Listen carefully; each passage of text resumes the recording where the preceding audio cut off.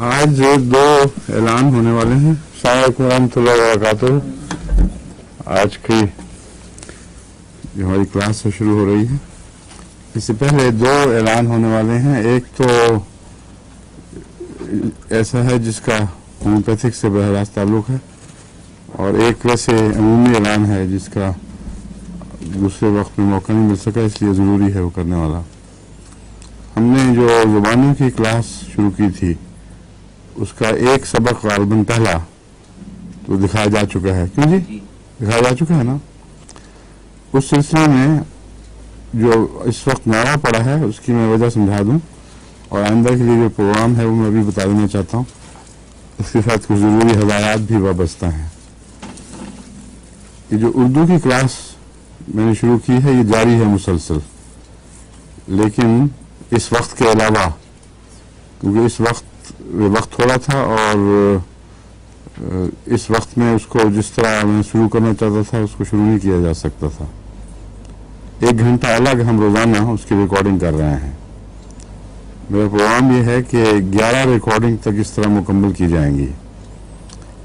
उसके बाद उसको निसफ घंटे के 22 दर्सों में तब्दील किया जाएगा, और साथ साथ उनके तराजिम हो रहे हैं। तराजिम नहीं, साथ साथ उनकी वर्शन जिसको अंग्रेजी में कहते हैं, मुख्तलिफ ज़ुबानों में वही बात समझाई जा रही है, तर्जुमे के साथ नहीं, बल्कि महज उन अल्फाज को या उन अल्फाज काफ़ी नहीं है, महज वो जो जिस तरीक से उर्दू समझाई जा रही है उसी तरीक को इख्तियार करके बराह रास्त मुख्तलिफ ज़ुबानें समझाई जाएंगी। चुनांचे मेरे साथ जो उर्दू ना जानने वाले बैठे हैं उनको ख़ास तौर पर इसलिए बिठाया गया था कि वो देखें कि उनको समझ में आ रहा है कि नहीं, और आया वो अपनी अपनी ज़ुबान में बगैर किसी तर्जुमे के अज खुद एक नई ज़ुबान सिखा सकते हैं कि नहीं।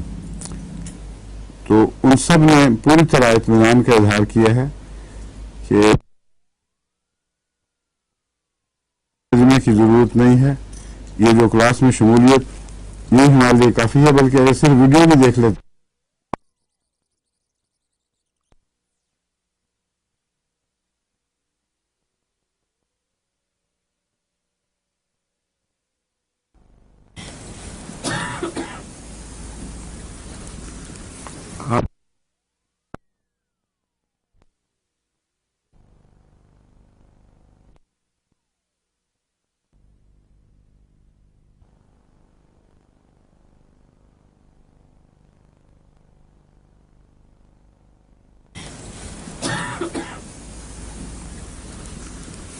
आज दो ऐलान होने वाले हैं। अस्सलाम वालेकुम रहमतुल्लाहि व बरकातुहू। आज की जो हमारी क्लास है शुरू हो रही है, इससे पहले दो ऐलान होने वाले हैं। एक तो ऐसा है जिसका होम्योपैथिक से बराह रास्त ताल्लुक़ है, और एक वैसे अमूमी ऐलान है जिसका दूसरे वक्त में मौका नहीं मिल सका, इसलिए ज़रूरी है वो करने वाला। हमने जो ज़ुबानों की क्लास शुरू की थी उसका एक सबक ग़ालिबन पहला तो दिखाया जा चुका है। क्यों जी? दिखाया जा चुका है ना। उस सिलसिले में जो इस वक्त नारा पड़ा है उसकी मैं वजह समझा दूं, और आइंदा के लिए जो प्रोग्राम है वो मैं अभी बता देना चाहता हूँ। इसके साथ कुछ ज़रूरी हदायत भी वाबस्ता हैं। ये जो उर्दू की क्लास मैंने शुरू की है ये जारी है मुसलसल, लेकिन इस वक्त के अलावा, क्योंकि इस वक्त थोड़ा था और इस वक्त में उसको जिस तरह मैं शुरू करना चाहता था उसको शुरू नहीं किया जा सकता था। 1 घंटा अलग हम रोज़ाना उसकी रिकॉर्डिंग कर रहे हैं। मेरा प्रोग्राम ये है कि 11 रिकॉर्डिंग तक इस तरह मुकम्मल की जाएंगी। उसके बाद उसको निसफ घंटे के 22 दर्सों में तब्दील किया जाएगा, और साथ साथ उनके तराजिम हो रहे हैं। तराजिम नहीं, साथ साथ उनकी वर्शन जिसको अंग्रेजी में कहते हैं, मुख्तलिफ ज़ुबानों में वही बात समझाई जा रही है, तर्जुमे के साथ नहीं, بلکہ محض ان الفاظ کو یا ان الفاظ کافی نہیں ہے، محض وہ جو جس طریق سے اردو سمجھائی جا رہی ہے اسی طریق کو اختیار کر کے براہ راست مختلف زبانیں سمجھائی جائیں گی۔ چنانچہ میرے ساتھ جو اردو نہ جاننے والے بیٹھے ہیں ان کو خاص طور پر اس لیے بٹھایا گیا تھا کہ وہ دیکھیں کہ ان کو سمجھ میں آ رہا ہے کہ نہیں، اور آیا وہ اپنی اپنی زبان میں بغیر کسی ترجمے کے از خود ایک نئی زبان سکھا سکتے ہیں کہ نہیں۔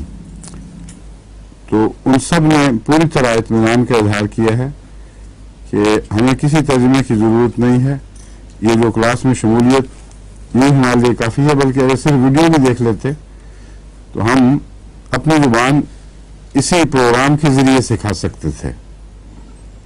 چنانچہ اس تسلی کے بعد مختلف زبانوں میں تراجم کے لیے پھر ترجمہ غلط لفظ ہے، ترجمہ نہیں وہ کریں گے، ان کو اردو آتی نہیں جو زبانیں سمجھانی ہیں، ان کو یہ پروگرام بھیج دیے گئے ہیں تاکہ اس پروگرام کی مدد سے وہ اپنے ذہن میں جو کچھ بھی ضروری سمجھتے ہیں اس کو استعمال کریں اور اپنی اپنی زبان سکھائیں۔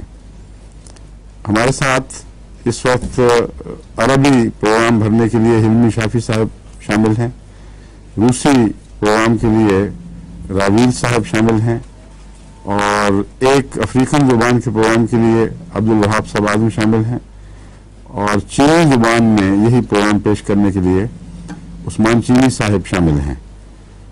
باقی شامل تو نہیں، مگر مثلا فرینچ کے لیے، فرانسیسی زبان کے لیے نوید ماٹھی صاحب جو ہمارے امیر صاحب ہالینڈ کے داماد ہیں، عزیز صاحب ہبت النور کے داماد ہیں، وہ آئے تھے، انہوں نے بھی اطمینان کا اظہار کیا ہے۔ وہ کہتے ہیں میں نہ صرف خود فرانسیسی میں یہ پروگرام پیش کروں گا بلکہ میری بیگم چونکہ بہت اچھی ہالینڈش زبان ہے جس کو فلیمش کہتے ہیں وہ جانتی ہیں، اس لیے وہ ساتھ فلیمش کا ترجمہ بھی پیش کریں گی۔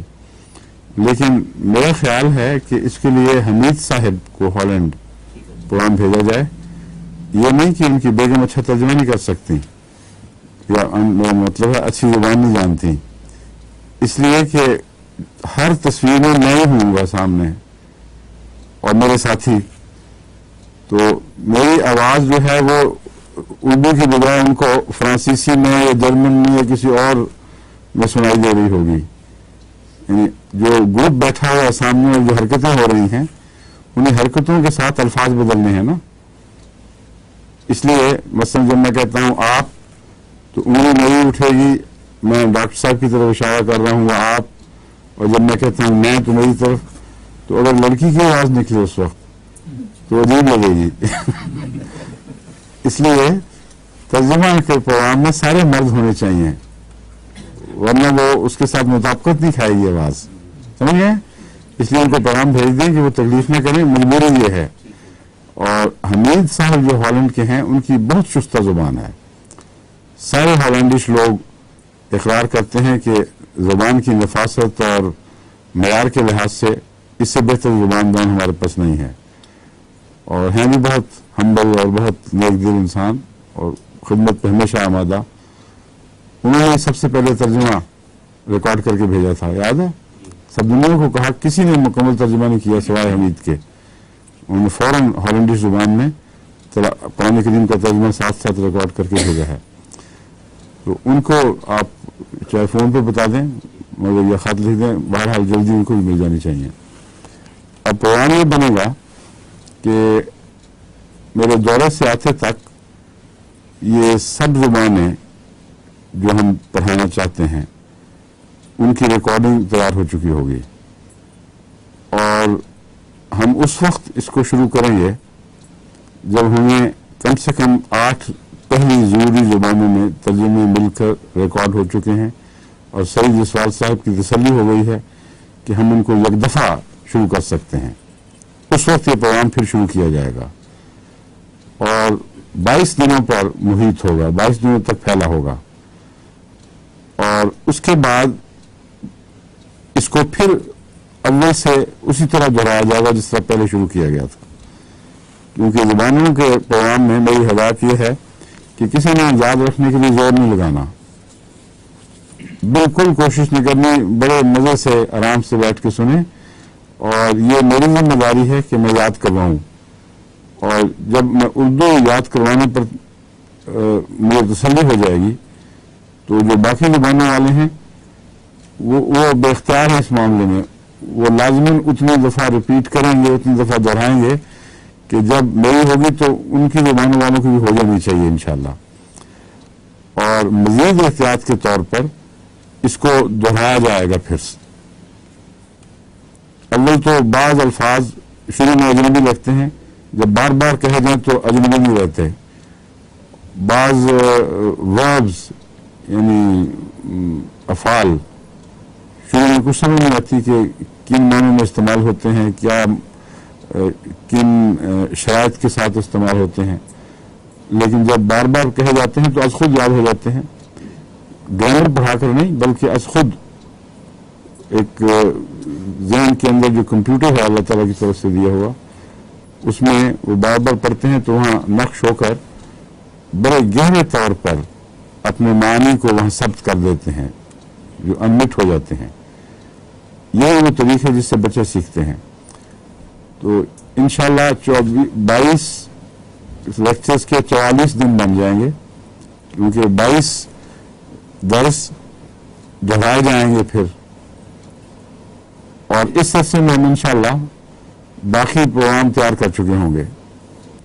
جو یورپ کے لیے خصوصیت سے اس وقت ہمیں ضرورت ہے، اور باقی ملک دنیا کے لیے بھی ہم وہی مہیا کرنے کی کوشش کریں گے، ان میں انگریزی، عربی اور اردو تو ہو گئی، عربی، انگریزی، فرانسیسی اور جرمن، یہ بنیادی زبانیں ہیں جن کی اشد ضرورت ہے، اور اس کے علاوہ البینین اور یہ بوسنین، کیونکہ یورپ میں سب سے زیادہ اخلاص کے ساتھ اور بڑی تعداد میں شامل ہونے والے البینین اور بوسنینز ہیں۔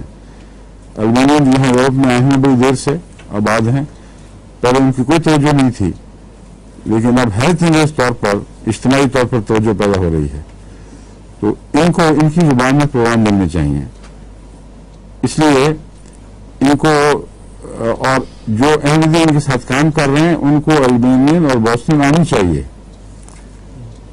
ان کی زبان میں پروگرام بن نہیں سکتے جب تک ان کو کوئی اور زبان نہ آئے، یا جو تبلیغ کرنے والے ہیں ان کو ان کی زبان نہ آئے، اس لیے ہم اس معاملے میں ابھی بہت پیچھے رہ گئے ہیں۔ کچھ لوگ ڈھونڈ رہے ہیں انگریزی سے ترجمہ کرنے کے لیے، مگر وہ بہت شاذ ہیں اور پھر بھی تسلی نہیں ہوتی۔ تو میرا خیال یہ ہے کہ ان کو جتنے بھی ہمارے احمدی بوسنین، البینین وغیرہ کے ساتھ کام کر رہے ہیں، ان کے لیے ڈش انٹینا کی سہولتیں پہلے ہی میں کہہ چکا ہوں زیادہ سے زیادہ مہیا ہونی چاہیے، ان کو اردو سیکھنے پر آمادہ کیا جائے، اور روزانہ آدھا گھنٹے کا جو پروگرام ہے اس میں پہلے اردو سیکھیں اور پھر ریکارڈ کر کے دوسرا حصہ عربی سیکھیں۔ تو اردو میں چونکہ ہماری عام انسٹرکشن ہے، احمدی اکثر اردو جاننے والے ہیں، اس لیے مجبوری ہے پہلے اردو کو سکھانا لازم ہے، لیکن چونکہ ساری تعلیم قرآنی تعلیم ہے، اس لیے عربی کے بغیر صحیح معنوں میں کوئی اسلام کا گہرا تصور حاصل نہیں کر سکتا۔ تو دوسرا ہوگا عربی۔ میرے انسٹرکشن یہ ہے کہ اردو اور عربی ایک براہ راست سن لیں مجھ سے اردو مثلاً، اس کے بعد جو ریکارڈڈ ہے پروگرام عربی کا وہ چلا دیں پھر، تو ان کا 1 گھنٹہ روز کا اس طرح ہو جائے کرے گا سبق کے لیے۔ اور تمام زبان جو دوسری زبانوں والے ہیں وہ بھی اسی طرح ایک کی بجائے 2 زبانیں سیکھ سکتے ہیں اگر وہ باقاعدہ پروگرام ریکارڈ کریں۔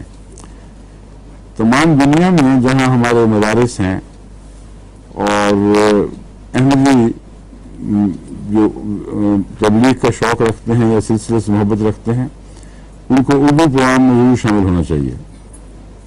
तमाम जामिया जितने हैं अफ्रीका में या बैंकॉक या किसी जगह दुनिया में हैं, वहाँ इसको लाजम कर दिया जाए। और वहाँ भी चूंकि वक्त की सहूलत के पेश नज़र उनको रिकॉर्ड करके प्रोग्राम दिखाना होगा, इसलिए आधा घंटा उर्दू का और फिर आधा घंटा अरबी का, ये पहली ज़रूरत है जो उनको पूरी करनी चाहिए। और ये सारी दुनिया के लिए बराबर हिदायत है। बांग्लादेश को भी उर्दू सीखने की ज़रूरत है। हिंदुस्तान में केरला वगैरह की बड़ी मुखलिस जमातें हैं, उड़ीसा की जमातें हैं बहुत मुखलिस, और इसी तरह वेस्ट बंगाल है, वहाँ नई जमातें पैदा हो रही हैं, नेपाल में, और बहुत से हिंदुस्तान के ऐसे इलाके हैं जहाँ उर्दू मिट चुकी है। हालांकि इससे पहले जब वो कादियान आया करते थे तो काफ़ी शुद्धबूद होती थी। तो पहले तो उनको ज़बानी उर्दू सिखाई जाएगी, फिर तहरीरी तौर पर उर्दू के सबक दिए जाएंगे। तो हिंदुस्तान के दूसरे मुसलमानों के लिए भी अगर वो पसंद करें तो एक बहुत ही मुफीद प्रोग्राम साबित होगा। इसके लिए जब ये शुरू हो तो उससे कुछ अर्सा पहले इश्तिहारात देकर सारे अखबारात में मुख्तलिफ इलाकों के लोगों को ये बताना चाहिए कि हमारा इंटरनेशनल ज़ुबानों का प्रोग्राम शुरू हो रहा है। वो इस वक्त से इस वक्त तक हमारे मुल्क में फ़लाँ चैनल पर सुना जाएगा। उसकी जो ज़ुबानें मुख्तलिफ चैनल्स पर आती हैं, उनके नंबर, उनका तरीक़ा, ये बहुत पहले से शुरू हो जाए। इश्तिहारात के ज़रिए तमाम अहले मुल्क को बताना और ख़ुसूसियत से अहमदी जमातों को मुत्तली करना, और उनके लिए रिकॉर्डिंग का इंतज़ाम और फिर क्लासेस का इंतज़ाम। इस तरह हम इंशाअल्लाह एक साल के अंदर ये जो बड़ा मसला है ज़ुबान का, ये हल कर लेंगे। क्योंकि तबलीग के साथ जो बेशुमार नए ममालिक आए हुए हैं, उनको मिलकर देखते रहते हैं, दूसरे को पता नहीं लगता बात कैसे करनी है, और मुतरजिम भी हर दफ़ा अच्छा नहीं मिलता और बाद मिलता ही नहीं। तो मैं एक दूसरे के चेहरे देखकर नज़र की प्यास बुझाते हैं, मगर दिल की भी नहीं बुझती और दिमाग की भी नहीं बुझती। उसके लिए कम्युनिकेशन बहुत ज़रूरी है। कुरान करीम में भी कम्युनिकेशन के लिए सबसे ज़्यादा जोर दिया। खलक़ल इंसान अल्लमहुल बयान। अल्लाह ताला ने अर्रहमान खुदा ने क्या किया? खलक़ल इंसान को पैदा फरमाया, अल्लमहुल बयान, उसको बयान सिखाया, क्योंकि बयान के बगैर अल्लाह से राब्ता हो ही नहीं सकता था। तो बयान ही ने दोनों राब्ते कायम किए हैं, बैनुल इंसानी और इंसान और खुदा के दरमियान। तो यूनिवर्सल जमात के लिए लाजिम है कि बयान की तरफ खुसूसी तवज्जो करे। इसलिए ये जो प्रोग्राम शुरू हुआ, ये कोई मामूली अहमियत नहीं रखता, बहुत गैर मामूली अहमियत का हामिल है। जमात के मुस्तकबिल के साथ इसका बहुत गहरा ताल्लुक़ है, और मैं उम्मीद रखता हूँ कि सारी दुनिया में हर अहमदी जो उर्दू नहीं जानता वो उर्दू सीखना शुरू करेगा, क्योंकि एक साल तक इंशाअल्लाह उनको हम पढ़ना लिखना भी सिखा देंगे। फिर वो हज़रत मसीह अलैहिस्सलाम की कुतुब को बरह रास्त पढ़ सकता है। ये जो तराजिम के बेशुमार मराहिल हैं वो सब एक तरफ रह जाएंगे, और फिर उनमें से ही बहुत अच्छे तर्जुमे करने वाले पैदा हो जाएंगे। अब जो तर्जुमे का रिवाज है, ये तसल्ली बख्श नहीं है। पहले तर्जुमे तसल्ली बख्श नहीं होता। अंग्रेजी में जो हमने तर्जुमे दोहराने शुरू किए हैं, हमारी एक टीम है जिसमें ख़ासतौर पर लजना की तरफ से बहुत ताउन मिल रहा है। लजना की तालीम याफ्ता बच्चियाँ हैं जिनकी ज़ुबान अंग्रेज़ी बहुत अच्छी है और उनको मगर उर्दू नहीं आती। उन टीमों के साथ मुझे बैठकर उनको उर्दू में समझानी पड़ती है और साथ फिर मदद करनी पड़ती है तर्जुमे में। जब तक मुझे तसल्ली ना हो उस वक्त तक हम और सोचते रहते हैं अल्फाज को। तो हमने देखा कि बहुत सी ऐसी किताबें जो बज़ाहिर तर्जुमा हो चुकी थी, उनमें बहुत नक्स नज़र आए हैं। ज़ुबान के नक्स, मज़मून गलत हो चुके हैं। हज़रत मसीह अलैहिस्सलाम ने उर्दू इस्तेमाल की जिसमें लंबे लंबे फ़िक्रे हैं और के साथ वो फ़िक्रे चल रहे हैं, बिल्कुल अजनबी नहीं लगते। लेकिन जब उनका एक तर्जुमा एक ज़ुबान में मुसलसल तर्जुमा करें तो आधे सफ़े पर एक अंग्रेज़ी का फ़िक्रा जब आता है तो अंग्रेज़ी का दिमाग बिल्कुल उसके समझने से आरी हो चुका होता है। इतना लंबे सांस के साथ अंग्रेज़ी में रिवाज नहीं है। اور این وین کا اتنا رواج نہیں ہے. اور ہم لوگ عادی ہیں، عربی میں بھی یہ رواج ہے، قرآن کریم میں بھی یہ اسلوب ہے کہ واو کے ایڈیشن کے ساتھ ہم جہاں واو آتی ہیں پہلے ایک مضمون کو جذب کر لیتے ہیں، پھر اور فقرہ جب بظاہر ایک ہو ہم ذہنی طور پر اس کو توڑتے رہتے ہیں مختلف حصوں میں. مگر انگریزی زبان میں یہ نہیں ہے. اب انگریزی زبان میں جب ایک لمبا ترجمہ ہم دیکھتے ہیں تو آخر تک پہنچتے پہنچتے کچھ پلے نہیں پڑتا، اور یہ حضرت مسیح علیہ السلام کی گستاخی ہے، کیونکہ آپ کا جو تصور ہم دنیا میں پیش کر رہے ہیں وہ بظاہر لفظوں سے وفا کر رہے ہیں اور مسیح علیہ السلام سے بے وفائی کر رہے ہیں، فی الحقیقت بے وفائی کر رہے ہیں. تو لفظوں کی وفاداری اس حد تک اختیار کرنے کی اجازت ہے جب تک مضمون سے بے وفائی نہ ہو. جہاں مضمون سے بے وفائی ہو وہاں لفظوں کی وفا جرم ہے.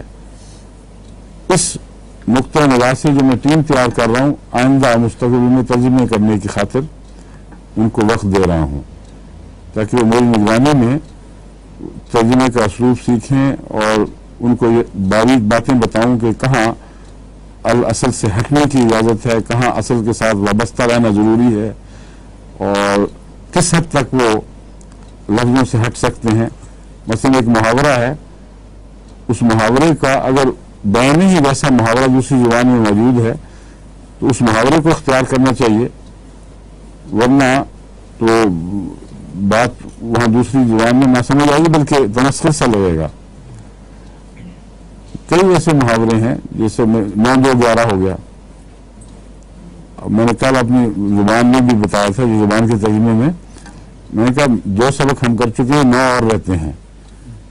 جب 9 ہو جائیں گے تو میں 9-2-11 ہو جاؤں گا. اور اس کو انگریزی میں کہہ دوں کہ یہ کہتا کہ I'll be 9 into 11. تو everybody would think I'm a madman, it's just raving. ہر آدمی یہی سمجھے گا کہ میں پاگلوں والی باتیں کر رہا ہوں، ایک دوسرے بخار میں انسان بہتا ہے. اس لیے ضروری ہے کہ وہ ترجمہ کیا جائے محاورے میں جس کا متبادل محاورہ موجود ہے، خواہ الفاظ مختلف ہوں. وہ بہت خوبصورت ترجمہ لگتا ہے. لیکن کوئی مولوی کہے گا کہ نہیں آپ نے مسیح علیہ السلام کے لفظ کو چھوڑ کر یہ کر دیا ہے، مجھے کوئی پرواہ نہیں، بے شک کہتا پھرے. وفا ترجمے میں مصنف سے ہونی چاہیے، اس کے مضمون سے ہونی چاہیے، اس کے طرز کلام سے ہونی چاہیے. اور لفظوں کی وفا کی صرف وہی اجازت ہے جہاں لفظ کے مضمون کو سے ہٹتے ہیں تو خطرہ ہے کہ اس میں مداخلت شروع ہو جائے، خطرہ ہے کہ اس میں قطر بیبند شروع ہو جائے، اور جس کو قرآن کریم کا محاورہ تحریف کہتا ہے. بس تحریف کی اجازت نہیں ہے. تحریف سے بڑے بڑے مضمون کو خوبصورتی کے ساتھ جہاں تک ممکن ہے دوسری زبان میں منتقل کرنا ضروری ہے. جہاں مضمون کی قربانی نہ دینی پڑے اور پھر محاورے کے قریب رہا جائے، یہ بہترین ترجمے کا اصول ہے. اس میں پھر وقت لگتا ہے. چنانچہ حضرت مسیح علیہ السلام کی جن کتب کا ہم ترجمہ دہرا رہے ہیں یا کر رہے ہیں، اس میں اس اصول کو پیش نظر رکھا ہوا ہے کہ باوجود اس کے کہ با محاورہ ترجمہ دوسرا بھی ممکن ہے، جلدی بات ختم ہو جاتی ہے. مگر اگر یہ ممکن ہو کہ حضرت مسیح علیہ السلام کے الفاظ، آپ کی ترتیب، آپ کی طرز بیان کے قریب ترین رہیں اور پھر بھی با محاورہ ہو، تو اس سے بہتر اور کوئی اسلوب نہیں ہے ترجمے کا. تو اب جو میں تربیت دے رہا ہوں ساتھ شامل ہوں ترجمہ کرنے میں، اس میں یہی پیش نظر ہے تاکہ ہمارے ینگ جو نسلیں ہیں ان کو یہ ترجمے کا سلیقہ آ جائے. اور اسی طرح باہر سے جو ترجمے آ رہے ہیں ان سب کو پہلے تو جس طرح آنکھیں بند کر کے کہہ دیا کرتے تھے بڑا اچھا ترجمہ دے دو، اب نہیں ہم یہ کرتے. اور اس کا فائدہ یہ ہوا ہے کہ بعض بہت ہی خطرناک غلطیاں نظر کے سامنے آئی ہیں جو اگر نظر کے سامنے نہ آتی تو بالکل بعض لغو مضمون مسیح علیہ السلام کی طرف منسوب ہو جاتے ہیں. فارسی کا کلام ہے، بڑا اچھا ترجمہ کرنے والے بہترین انگریزی دان، پرانے بڑے چوٹی کے تجربہ کار اساتذہ یا اہل قلم ہیں، لیکن بعض دفعہ ہمیشیوں کو مضمون نہیں سمجھے اور جو ترجمہ کیا ہے وہ بالکل اصل سے ہٹ گیا ہے، بلکہ بعض دفعہ بچگانہ سی بات دکھائی دیتی ہے. تو وہ ایسی باتیں سامنے آنے کی وجہ سے اب یہ مجبوراً یہ احتیاطیں ہو رہی ہیں. بس زبانوں کے پروگرام کو غیر معمولی اہمیت دینے کی ضرورت ہے. اب ہمارے جامعہ جہاں بھی ہیں اگر انگریزی سیکھنا چاہتے ہیں تو 8 بجائے 2 چینلز کے 6-7 چینلز کی ریکارڈنگ کر لیں، اردو براہ راست سیکھ لیں، عربی کی ریکارڈنگ اس کے بعد سن لیں، پھر وہ جب چاہیں انگریزی کورس انگریز پڑھائے گا، ان کو عربی عرب پڑھائے گا. اور ہمارے لیے کیسے ممکن تھا کہ ہم 1 لاکھ استاد مقرر کرتے دنیا میں؟ جو جماعت کی ضرورت ہے اس کے لیے 1 لاکھ نہیں تو کم سے کم 8-10 ہزار تو استاد ضروری ہیں جو بڑھتی جائیں گی ضرورتیں. تو اللہ نے یہ بہت احسان فرمایا. اگر ہمارے زبان کے پروگرام، جیسا کہ میں امید رکھتا ہوں اب کیونکہ میں نے خود شروع کیا ہے اور جواباً ساتھ شامل لوگ مجھے تسلی دلا رہے ہیں کہ ہم مطمئن ہیں، اس لیے میں امید رکھتا ہوں کہ یہ پروگرام ہماری آئندہ زبان کی ضرورتوں کو انشاءاللہ بہت عمدگی سے پورا کرے گا. اساتذہ کی ضرورت تو رہتی ہے مگر بہت کم رہ جائے گی، اور یہ خطرہ ٹل جائے گا کہ ایک پاکستانی عربی پڑھا رہا ہے، ایک ہندوستانی چینی زبان پڑھا رہا ہے، غرضی کہ وہ لوگ جن کو اصل زبان کا پتہ کچھ نہیں، جہاں وہ پیدا نہیں ہوئے، وہ چند ڈگریاں حاصل کر کے زبان پڑھانے لگ جاتے ہیں، یہ ناکافی ہے. سمجھ رہے ہیں؟ تو یہ ساری دنیا میں جو لوگ سن رہے ہیں وہ تیاری کر لیں. کتنے دن تک؟ انشاءاللہ 15-20 دن تک ہم شروع کر سکیں گے پروگرام. اس سے پہلے آپ کو اعلان کرنے ہوں گے بار بار کہ پروگرام آ رہے ہیں اور یہ تاریخ ہے، اور جو میں نے کہا ہے اس کا بھی خلاصہ بار بار پہلے بیان کر دیا کریں. پھر انشاءاللہ تعالی ہمارے جو پروگرام ہیں وہ ان کو صحیح معنوں میں ان سے استفادے کے لیے تمام جگہ جماعتیں تیار ہوں گی. اب میں نے افریقہ والوں کو کہہ دیا، میں نے وہاں آ کے آپ سب سے اردو میں باتیں کرنی ہیں، آپ کی ذمہ داری ہے. اور البینیز کو پیغام بھیج دیا، وہ مجھے کہہ رہے تھے کہ آپ ہمارے پاس آئیں، اب ہم جس طرح جرمنی میں جلسہ ہوا اس طرح آپ جا کے البینیا میں بھی کریں گے. تو میں نے ان کو پیغام بھیجا، پہلے آپ مجھ سے اردو بولنے کے قابل ہو جائیں، پھر میں آپ سے بہراست باتیں کروں گا. تو کتنا مزہ ہو جائے گا کہ ساری دنیا ایک ہاتھ پر اکٹھی ہو رہی ہے، زبان پر اکٹھی ہو رہی ہے، پھر عربی جو قرآن کی اصلی زبان ہے اس پر اکٹھی ہو جائے گی، اور یہ جو مسائل ہیں بین الاقوامی کمیونیکیشن کے یہ حل ہو جائیں گے. ٹھیک ہے. نمبر 1 اب ہے کالرا، جس کا تعلق اس کلاس سے ہے.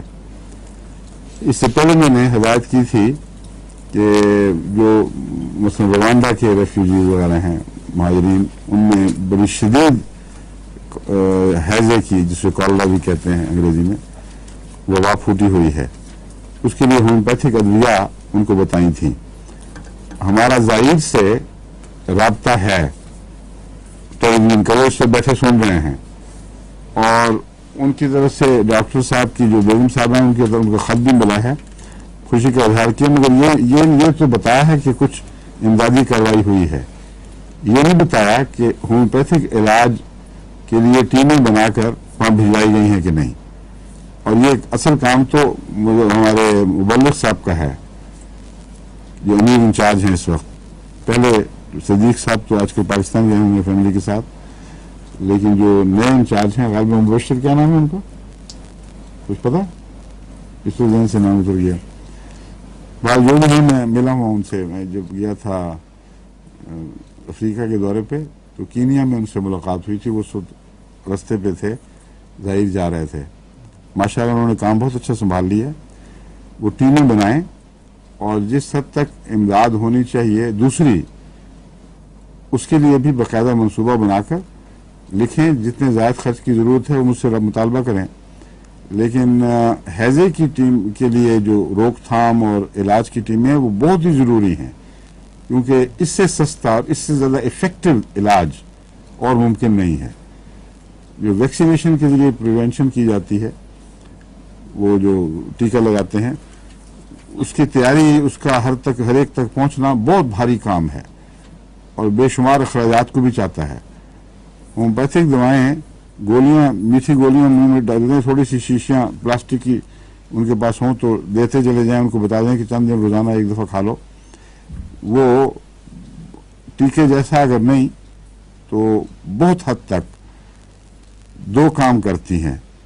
अव्वल या होगा ही नहीं हैजा, या होगा तो बिल्कुल माइल्ड और मामूली तकलीफ देकर चला जाता है, और अगर हो जाए तो फिर दूसरी दवाएं भी मौजूद हैं जो खुदा के फजल से हैजे में बहुत इफेक्टिव हैं। इसलिए उनके मुतालिक मैं आज दोबारा आपको बताना चाहता हूं, क्योंकि ये हैजे की वबा अब मशरकी माफ करना, बांग्लादेशी सारों से माफी मांगता हूं, बांग्लादेश में भी फूट रही है, और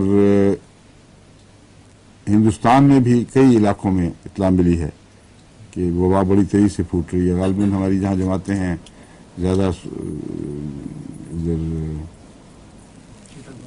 नहीं, ये बिहार और उसके साथ है, क्या नाम है, हैं? केरला तो बाहर से दूर है काफी, उड़ीसा और बिहार वगैरह की तरफ इत्तलाएं मिली हैं कि वहाँ हैजा फूट रहा है। और चूंकि सैलाब वगैरह आ रहे हैं, कादियान वगैरह के इर्द गिर्द भी ये इम्कान ख़तरा है, इस्तेमाल है कि वहाँ भी हैजा फूटे या फूट चुका होगा गालिबन, क्योंकि ये बड़ी तेज़ी से वबा फैलती है और जरासीम इसके बड़ी तेज़ी से बड़े होते हैं। इस पर हम एक वर्ल्ड हेल्थ ऑर्गेनाइजेशन की एक फिल्म भी दिखाएंगे जो कल मैंने देखी है।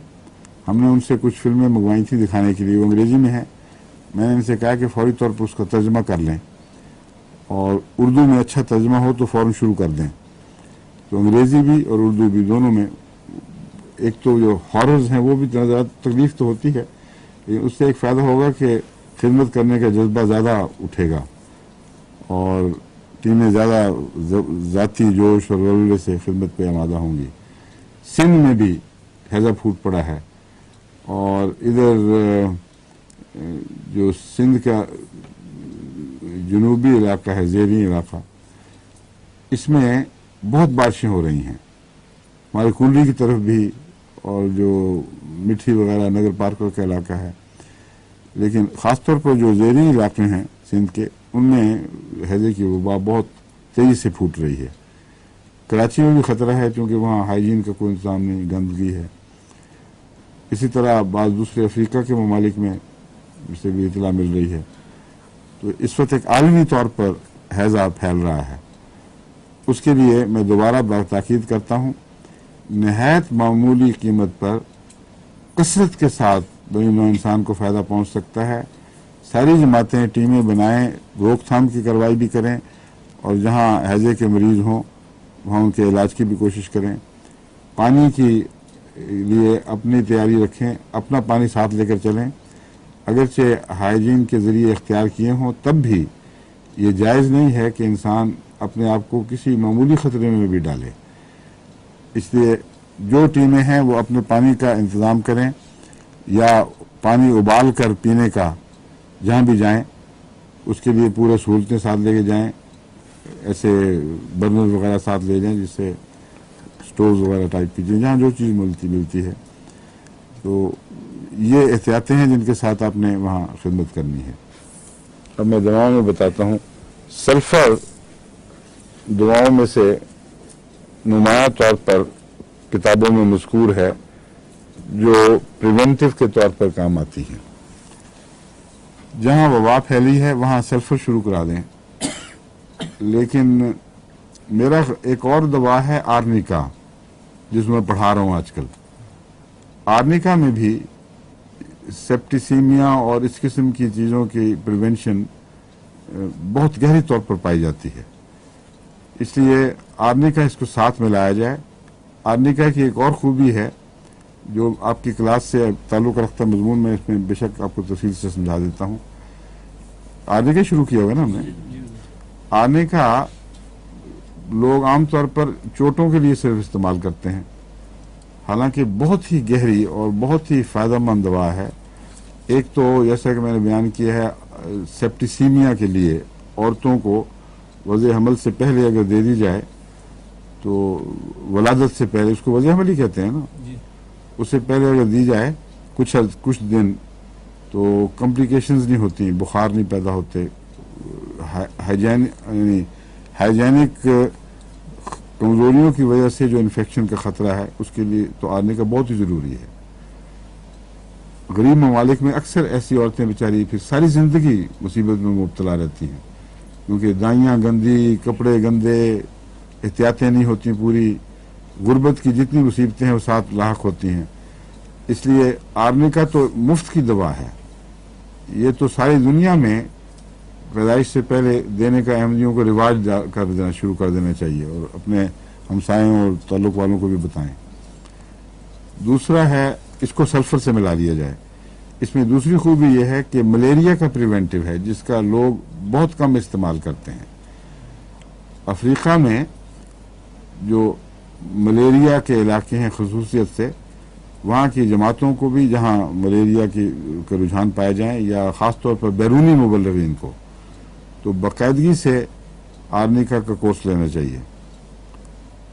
چند دن روزانہ ایک 200 کی خوراک لی جائے تو کوئی نقصان نہیں ہے، 10-15 دن لیں تو اس کے ملیریا کے خلاف واضح مدافعت پیدا ہو جاتی ہے، اور ٹائیفائڈ کے خلاف بھی۔ اس لیے بہت گہری دوا ہے، جس سے جتنا اس سے فائدے کا حق تھا نہیں اٹھایا گیا، کیونکہ اکثر کتابوں اور درسوں میں بس یہی بات اتنی دہرائی جاتی ہے کہ چوٹوں کی دوا کہ باقی طرف توجہ نہیں رہتی۔ اس کو بھی اس میں شامل کرنا ہے، کیونکہ وہ موسمی اثرات جن میں ہیضہ پھوٹتا ہے، وہی موسمی اثرات ملیریا کے لیے بھی ممد ہوتے ہیں اور ٹائیفائڈ کے بھی۔ تو اللہ تعالیٰ کے فضل سے یہ تینوں چیزیں کور ہو جائیں گی۔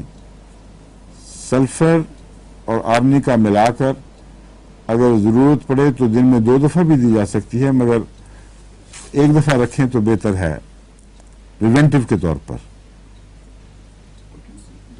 جی 200، میرا تجربہ 200 کا ہے، لیکن ڈاکٹر کینٹ لکھتے ہیں کہ بعض کیسز میں اگر اس کو اونچی طاقت میں دیا جائے، بہت اونچی طاقت میں، تو بہت مفید رہتی ہے۔ اور کینٹ کا میرا تجربہ ہے کہ وہ صحیح بات لکھتے ہیں۔ اکثر ہومیوپیتھ مواغلے سے کام لے جاتے ہیں، سنی سنائی باتیں بیان کر دیتے ہیں، اور پھر جب آپ استعمال کرتے ہیں تو نتیجہ نہیں نکلتا، مایوسی ہوتی ہے۔ مگر کینٹ کے متعلق میں نے دیکھا ہے جب بھی جو بات لکھتا ہے سمجھا کر، اللہ کے فضل سے وہ ضرور ٹھیک نکلتی ہے۔ تو اس لیے یہ آرنیکا کا اونچا استعمال جو ہے 1 لاکھ والا یا 10,000 وغیرہ، اس کو بھی پیش نظر رکھیں۔ پروفیلیکٹک کے طور پر، جس کو پریونٹیو بھی کہتے ہیں، یعنی بیماریوں کی مدافعت پیدا کرنے کے لیے، حفظ ما تقدم کے لیے آرنیکا کی اونچی ڈوز بھی دے کے دیکھیں۔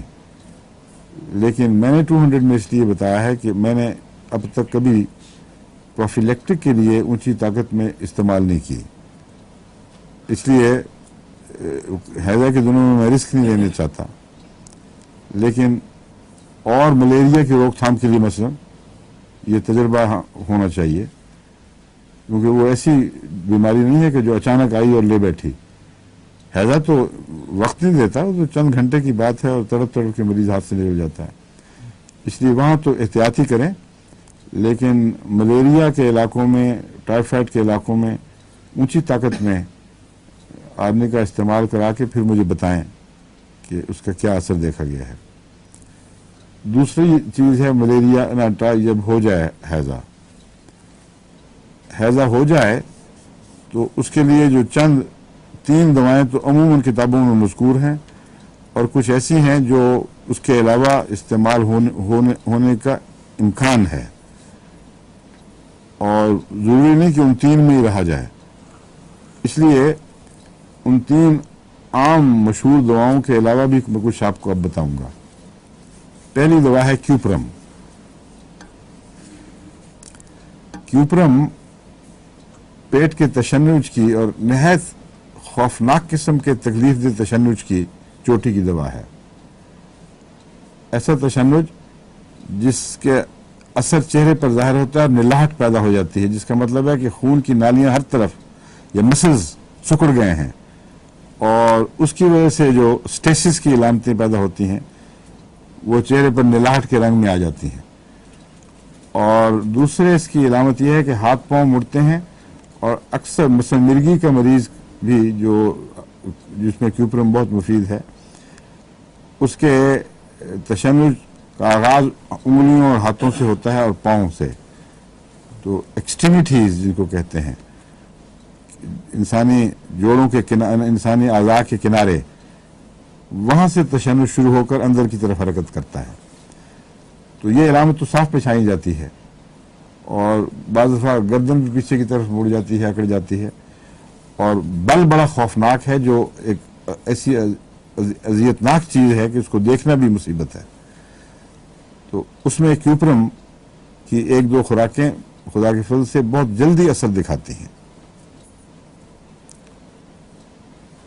دوسرا ہے اپنا کیمفر.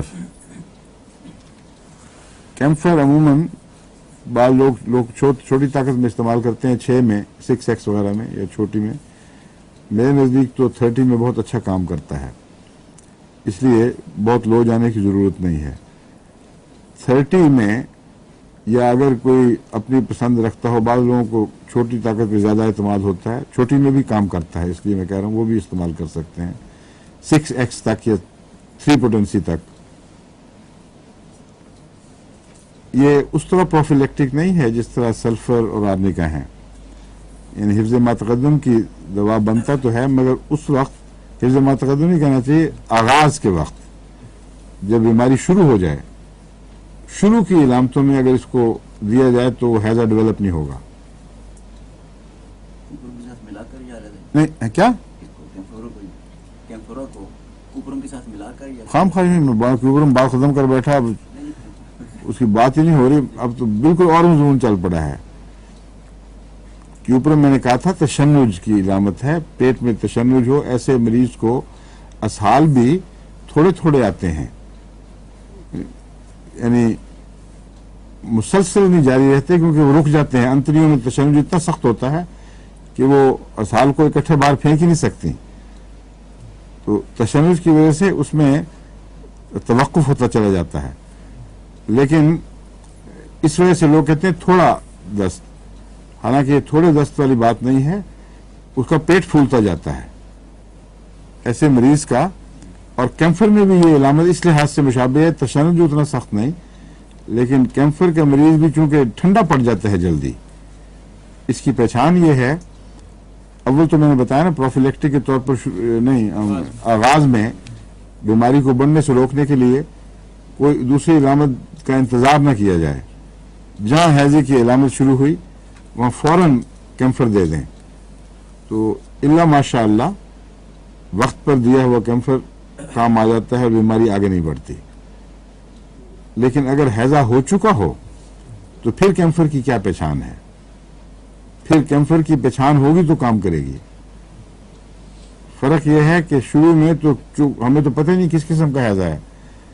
ہر قسم کے ہیضے کے آغاز میں کیمفر کام کرے گی، کیونکہ کیمفر ہر بیماری کے آغاز میں یہی اثر دکھاتی ہے. یہ کیمفر کا مزاج ہے.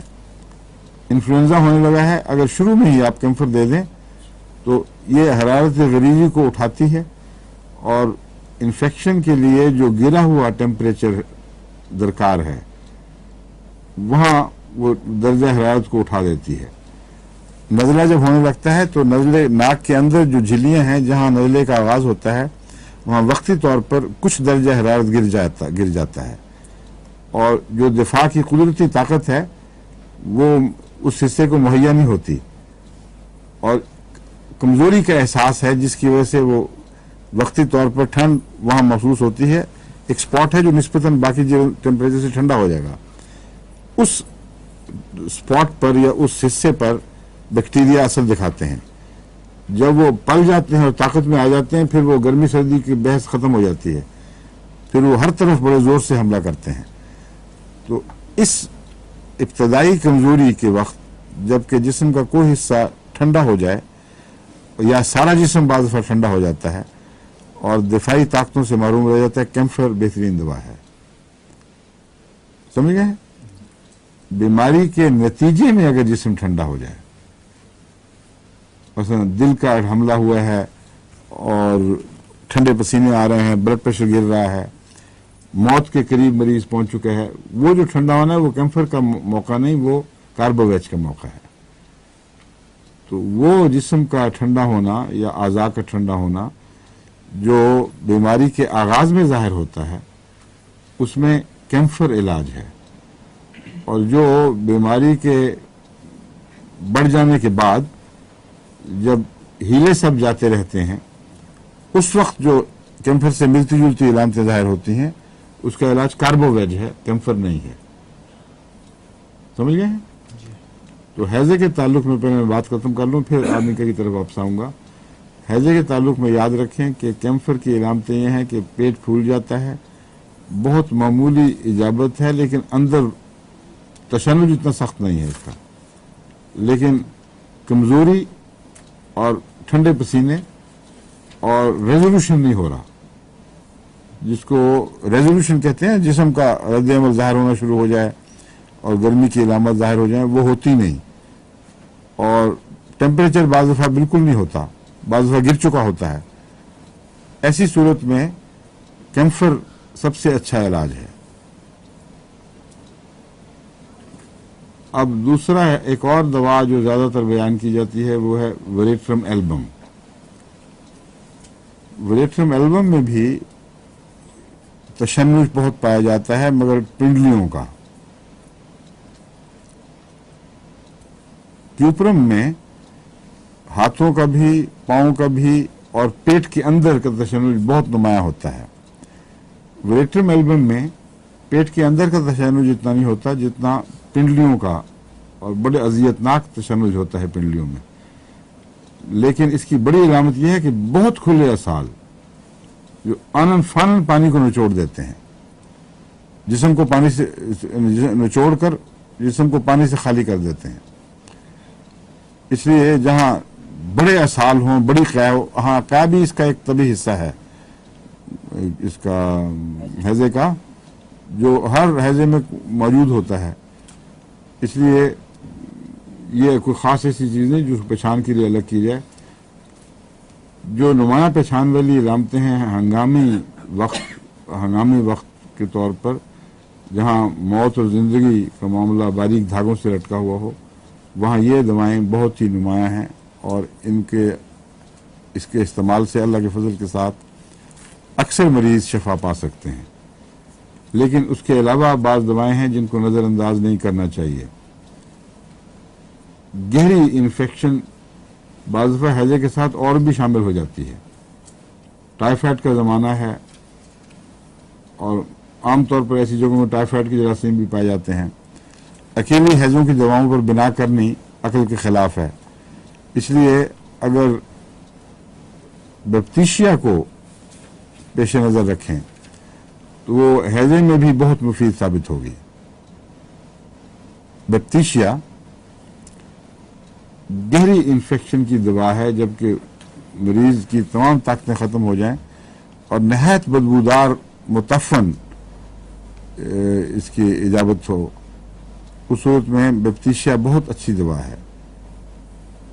ایک اور دوا جس کو یاد رکھنا چاہیے وہ ہے کروٹن. کروٹن میں تشنج بھی ہے اور جلدی بیماریاں بھی ہیں اور کھلے کمزور کرنے والی دست بھی. سمجھ گئے؟ اور ایک دوا ہے آرسنک 30 میں یا 200 میں. آرسنک میں بھی یہ جو گہری جراثیم کے نتیجے میں پیدا ہونے والی بیماریاں، ان کے دفاع کی طاقت کافی ہوتی ہے. لیکن آرسنک کی اپنی علامتیں ہیں جو آپ کے ذہن پیش نظر رہنی چاہیے. آرسنک کا مریض شدید بے چین ہوتا ہے، لیکن اس کی بے چینی جسم سے زیادہ اس کی ذہن سے اور اس کی روح سے تعلق رکھتی ہے. وہ تکلیف کی وجہ سے بے چین نہیں، تکلیف کی وجہ بھی شامل ہو جاتی ہے، لیکن نمایاں طور پر اس کے علاوہ بے چینی ہے کوئی جو روحانی بے قراری ہے، ایک عذاب میں مبتلا ہے، اور کسی کروٹ چین نہیں آتا، اور موت کا خوف بہت نمایاں۔ ہر بیماری سے مریض کو موت کا خوف تو کسی حد تک ہوتا ہے، لیکن بعض دوائیں ایسی ہیں جن میں یہ تعجب والی بات ہے کہ مریض کو بے پرواہی ہو جاتی ہے، موت کا کوئی خوف نہیں ہوتا۔ ان میں بیلاڈونا بھی ایک ہے، لیکن آرسنک میں موت کا خوف بڑا نمایاں ہے، ایکونائٹ میں بھی بڑا نمایاں ہے، لیکن ایکونائٹ اور آرسنک تو صاف پہچانے جاتے ہیں۔ ہاں، ایکونائٹ بھی آواز کی دواؤں میں بہت اہمیت رکھتی ہے، اس کو بھی نہ بھولیں۔ کیمفر سب سے پہلے، کافور جس کو ہم کہتے ہیں، وہ جہاں کام کرنے سے رک جائے، اصل میں کافور کے استعمال کے لیے بہت ہی جلدی فیصلے کی ضرورت ہوتی ہے۔ آغاز ہی میں بالکل اگر مل جائے تو کافور کام کرے گا، اگر دیر ہو جائے تو پھر نہیں کرے گا۔ کافور کے بعد ایکونائٹ کی باری ہے، پھر ایکونائٹ نسبتاً زیادہ دیر تک بیماری کا مقابلہ کرتا ہے کافور کے مقابل پر، اور آغاز میں ایکونائٹ دینے سے بیماری کی کمپلیکیشنز نہیں ہوتی۔ تو آرڈر یہ ہوگا، اگر شروع میں مریض ہاتھ آ جائے، مریض تک آپ پہنچ جائیں، ایسے مریض تک جہاں آثار شروع ہو گئے ہیں اور بے چینی ہے کہ شاید کچھ ہونے والا ہے، وہاں کیمفر اگر ٹھیک نہ کرے تو ایکونائٹ بار بار دیں، اگر نہ فائدہ ہو تو پھر مرض جو بھی ظاہر ہوگی اس کا حسب علامات علاج، ٹھیک ہے۔ آرنیکا اور سلفر 200 میں یہ روٹین بنا دیں، ایسی سب جگہوں میں جو کام کرنے والے ہیں وہ بھی کھاتے ہوئے جائیں، اور وہاں بھی عام تقسیم کر دیں سب جگہ، تاکہ ہر ایک روزانہ کھائے، اور 2 دفعہ بھی بے شک کھائی جائے، اس کا کوئی نقصان نہیں ہوگا۔ ہنگامی ضرورت کے وقت اس کو 200 میں عام طور پر تو ہفتے میں 1 دفعہ کافی ہو جاتی ہے، لیکن اس کو میں نے دن میں 3 دفعہ بھی کر کے دیکھا ہے، کوئی ایسا نقصان نہیں ہے جو جس کا خطرہ مول نہ لے سکے، کیونکہ اگر کچھ نقصان ہوا بھی تو کچھ آہستہ دیر پا نقصان ہے جس کا بعد میں علاج ہو سکتا ہے، لیکن ہیضے نے تو وقت ہی نہیں دینا نا۔ اس لیے میں کہہ رہا ہوں کہ یہ رسک نہیں لینی چاہیے کہ دوا کی کمی کی وجہ سے کسی مریض کو ہیضہ، کسی شخص کو ہیضہ ہو جائے، کچھ اوور ڈوزنگ بھی ہوگی تو فرق نہیں پڑے گا۔ تو آرنیکا، سلفر پہلے اور عام، اور پھر کیمفر، اور پھر ایکونائٹ، اور پھر دوسری دوائیں۔ اس کا طریق یہ ہوگا کہ آپ جہاں جہاں کیمپوں میں جائیں وہاں سے والنٹیئرز لیں، کثرت سے والنٹیئرز لیں جو مختلف علاقوں میں پھیلیں، اور اگر احمدی والنٹیئرز نہیں ملتے تو غیر احمدی لیں، غیر احمدی مسلمان نہیں ملتے تو عیسائی لیں، جہاں سے بھی لیں۔ مقامی والنٹیئرز تیار کرنے انتہائی ضروری ہے، اور جہاں ان کی ایکسیس ہے وہاں آپ کی نہیں ہو سکتی، اور تعداد کے لحاظ سے ہم بہت سی جگہوں میں اتنے تھوڑے ہوں گے مقابلتاً کہ یہاں بڑی جماعتیں نہیں ہیں۔ مثلا زائر میں، اس علاقے میں ہماری جماعتیں بڑی نہیں ہیں جہاں یہ وبا پھیلی ہوئی ہے، تو کافی مشکل پیش آئے گی۔ وہاں لاکھوں ہیں، کس طرح سنبھال سکیں گے چند آدمی؟ تو یہ فوری طور پر ٹریننگ کریں، اور 1 گھنٹے میں ٹریننگ ہو سکتی ہے۔ ذہین آدمیوں کو بتائیں، بار بار سمجھائیں، نام پڑھ لیں، یاد کر لیں، 1 گھنٹے میں نہیں 6 گھنٹے کی ٹریننگ دے دیں، مگر 1 دن کے اندر ٹیم تیار ہو جائے جو کام کے لیے بھی تیار ہو اور آئندہ ٹریننگ دینے کے لیے بھی تیار ہو۔ یہ پھر اپنے ساتھ ضروری چیزیں لے جائیں، میٹھے کی گولیاں، ایسی شیشیاں، پلاسٹک کی شیشیوں میں خالی میٹھا ڈالا ہوا، لیکوڈ دوا، اور کچھ یہ دوا، لیکوڈ دوا کی 1 سے زیادہ شیشیاں ہونی چاہیے، 1 سے زیادہ جیبوں میں، کیونکہ بعض دفعہ یہ کھل جاتی ہے اور گر جاتی ہے تو پھر بڑی مشکل پیش آ جاتی ہے۔ تو جتنے والنٹیئر جا رہے ہیں ان کے لیے لیکوڈ بھی زیادہ شیشیاں تیار کر لیں پہلے، اور اگر پلاسٹک میں ہو جائے تو بہتر ہے، بعض دفعہ یہ شیشیاں ٹوٹ جاتی ہیں، اور یہ ہیں بھی بہت مہنگی اصلی دوائیں۔ ان کو ساتھ لے جانے کی بجائے جہاں ہم نے یہ بھیجی ہوئی ہیں وہ دوائیں تیار کریں۔ یہ خالی شیشی ہے، इस पे क्या लिखा हुआ है? इस पे लिखा हुआ है वेरेट्रम एल्बम 30। 100 कतरों में एक मिलाया जाता है, 99 में एक यानी 100 बना देते हैं, या 100 में एक मिला देते हैं। इसमें गालबन 70 कतरे 80 कतरे आएंगे। इसलिए ये तरद्दुद न करें कि 100 कतरों वाली शीशी ढूंढें। इतना मामूली फर्क है कि वो उसका अमलन असर के लिहाज से पता लग ही नहीं सकता किसी को, क्योंकि साइंटिफिक रूटीन के तौर पर एहतियात जरूरी है। इसलिए जितनी भी मैन्युफैक्चरिंग कंपनियां हैं वो सारी 1 और 100 की निस्बत को बरकरार रखती हैं, क्योंकि जो प्रोफेशनल दयानंदारी है उसका तकाजा यही है।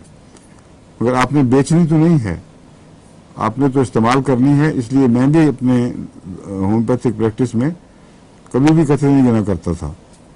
मेरी बाज़ दवाएं जो डॉक्टर अफजल मरहूम से ली होती थी शीशियाँ, अक्सर यही थी बीटी की, वो 10-10, 15-15 साल चली हैं, क्योंकि जब वो ख़त्म होने थोड़ी सी खाली हो जाती थी, मैं उसमें और लिक्विड डाल के शेक करके फिर रख लेता था। अब मैंने बेचनी तो नहीं है, मुझे क्या फ़र्क पड़ता है उसकी पोटेंसी का नाम 1 से 1/3 हो या 1 से 1/100 हो, वो चीज़ बरकरार रहती है, इसमें कोई शक नहीं। और अल्लाह के फजल से उन दवाओं ने कभी मुझे मायूसी नहीं की। मैं नाकाम हुआ हूँ लेकिन वो दवाओं ने काम किया है जब मैंने सही तशखीस की है, इसलिए तरद्दुद की ज़रूरत नहीं है। शीशे में इसमें लिक्विड डाला, एक पहले चिट लगानी ज़रूरी है, चिट लगाएं। और प्लास्टिक की शीशियों पे आम सरेश नहीं लगा करती, अगर वो आप लगाएंगे तो वो सारी धुल धुल जाएगी, वो ख़त्म हो जाएगी। इसलिए प्लास्टिक की शीशियों के लिए प्लास्टिक की वो चीज़ चाहिए, और अगर ना हो तो फिर क्या इलाज है। अब गरीब अफ्रीकी ममालिक हैं, बाज़ जगह वो प्लास्टिक की चिटें नहीं मिलती, या उड़ीसा वगैरह में भी शायद ना मिले बाज़ जगह। उसका मैंने ये इलाज किया था कि मजबूत धागा DMC की डोरी जिस तरह होती है, उसके साथ एक कार्ड प्रो कर उसको साथ लटका देता था। उस कार्ड पर दवाई लिख दी तो वो कार्ड फिर ज़ाया नहीं होता, दवाई की पहचान रहेगी, वरना चिट उतर जाती है। चिट वही रहेगी जो प्लास्टिक की चिट ये मसलन हिंदुस्तान में मुहैया है।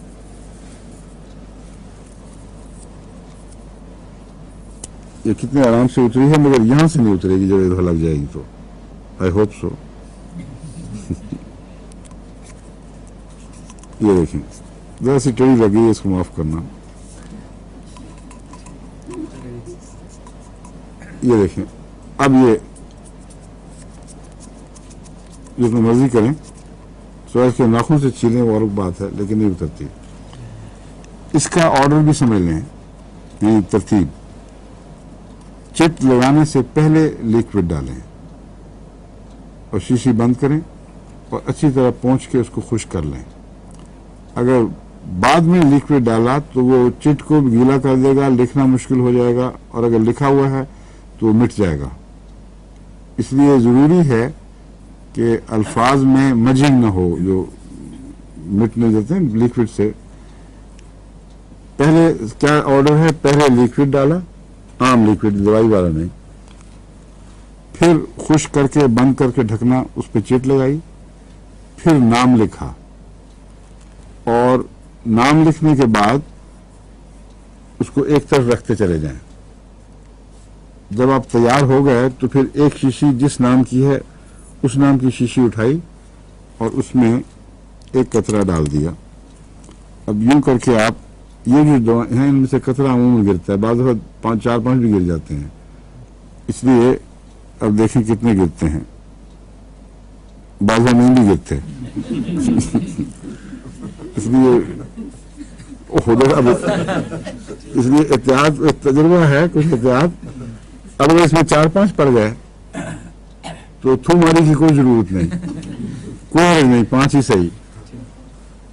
ये भी दवा 30 में ही है ना, अगर सारे भी इसी के हों तभी नुकसान कोई नहीं, तो डरने की क्या बात है।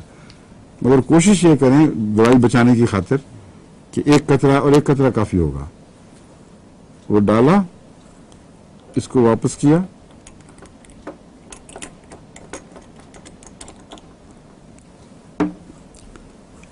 इसको बंद किया, 2 काफ़ी होती हैं, 2 ही कहते हैं, मगर मैं तो कई दफ़ा ज़्यादा कर लेता हूँ एहतियातन। और इस पर नाम वगैरह पहले लिखा हुआ है। अब सिर्फ टिक लगाना ज़रूरी है, क्योंकि जब आप इसको टिक कर देंगे तो ये कन्फ्यूजन ये रहेगा कि मैंने इसमें डाली थी कि नहीं, वरना हमेशा हो जाता है। काफ़ी मुझे भी मुश्किल पड़ा करती थी पहले, अफरा तफरी में इधर उधर रखी गई, ये नहीं पता लगा इसमें डाली थी कि नहीं, और दवाई है या बगैर दवाई के पानी है। तो एहतियात के तौर पर उसको टिक कर दें तो अब मुकम्मल है। ये एक तरफ रखी गई शीशी। इस तरह पहले लिक्विड शीशियाँ बना लें। मीठे के लिए मीठे की गोलियाँ अमूमन तो मुहैया गालबन नहीं होती अफ्रीका में, लेकिन हमने मीठे की गोलियां बनाने और प्लास्टिक की शीशियां बनाने के लिए अफ्रीका में इंतज़ाम किया, गाना में इंतज़ाम किया है। गाना वाले मुमकिन अब तक कार्रवाई कर चुके हूँ, मैंने हदायत लिख के भिजवाई थी उनको कि जो ये दवाएं, हर किस्म की ज़रूरी दवाएं, उसका बनाने का इंतज़ाम और सिस्टम और लिक्विड और गोलियां, ये तमाम अहम कमिश्नरों में भिजवाएं। और उनका फ़र्ज़ है वो उनको भिजवाएं, और हमारे जितने हॉस्पिटल्स हैं उनमें एक सेक्शन कायम किया जाए जहां ये चीज़ें रखी जाएं। तो अगर ज़ायर को नहीं पहुंची तो वो फ़ौरन रब्ता करें गाना से और फौरी तौर पर उनसे मंगवाएं। गाना में ज़फ़रुल्लाह साहब भी होम्योपैथ, जो हमारे वाक़फ़े ज़िंदगी होम्योपैथ हैं, उनकी बेगम भी खुदा के फज़ल से वाक़फ़े ज़िंदगी होम्योपैथ हैं, और दोनों मिलकर अच्छा काम कर रहे हैं। मगर अपने महदूद दायरे में अपने गाना के लिए तो हर कोशिश कर रहे हैं, लेकिन जिस तरह मैंने उनको कहा था कि मैं आपको गाना के लिए नहीं बल्कि सारे अफ्रीका के लिए भिजवा रहा हूँ, उसमें कोई उनसे सुस्ती हुई है। तो उम्मीद है अगर अब तक वो ठीक ना की हो तो अब वो ठीक कर देंगे। मैंने उनसे कहा था कि अगर मुझे कहीं गाना से इतला मिली कि मेरे पास दवाइयाँ नहीं हैं और बनाना नहीं आता तो आप जिम्मेदार हैं। आपका काम है आंखें खोलकर इस जिम्मेदारी को अदा करें। और वैसे बड़े ज़हीन हैं और इजादात का शौक भी है, सलीका भी है। चुनांचे उन्होंने वो मशीनें जो यूरोप से हम लेके भेजते तो बहुत ही महंगी बनती, उन्होंने वहाँ खुद ही बनवा ली हैं, गोलियों वाली भी, प्लास्टिक की शीशियों वाली भी, और अब हमें बाहर से भिजवाने की ज़रूरत नहीं। बस वो वहाँ से बड़ी साइज़ की शीशियाँ भी और छोटे साइज़ की भी ये कसरत से भिजवाएं, और गोलियां बना बना के भिजवाएं कसरत से। लेकिन जहां गोलियां ना पहुंच सकें या ज़रूरत ज़्यादा हो, वहां मीठे में ही आम सादा मीठा लें और उसी में दवाई बना लें, कोई नुकसान नहीं है। और मेरा ज़ाती तजुर्बा है, बहुत सारी जगहों में जब मैं सिंध वगैरह में दौरे पे होता था, गोलियां ख़त्म हो गई, मैं मीठा मंगवा के उसी से शीशियाँ भर लेता था और दवाएं काम करती थी। लेकिन मीठे में एक बार दफ़ा ख्याल होता है कि एक तो तेज़ मीठा होता है, गोलियां ज़रा और तरह की होती हैं, दूसरा उसको डिस्पेंसेशन मुश्किल है, कहीं ज़्यादा मीठा पड़ गया, कहीं कम मीठा पड़ गया। चंद गोलियां जितना आसानी से दी जा सकती हैं, मीठे में ये दिक्कत है। तो मीठे में इस्तेमाल कर लें बेशक।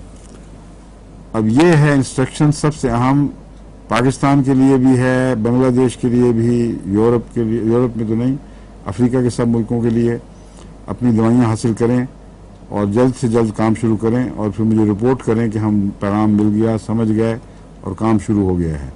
और टीमें मुकामी तैयार करनी ना भूलें, क्योंकि बहुत वसी पैमाने पर काम की ज़रूरत है। अल्लाह ताला आपको तौफीक अता फरमाए। अब वक्त ख़त्म हो गया। अस्सलाम वालेकुम रहमतुल्लाहि व बरकातुहू। हाँ जी, आप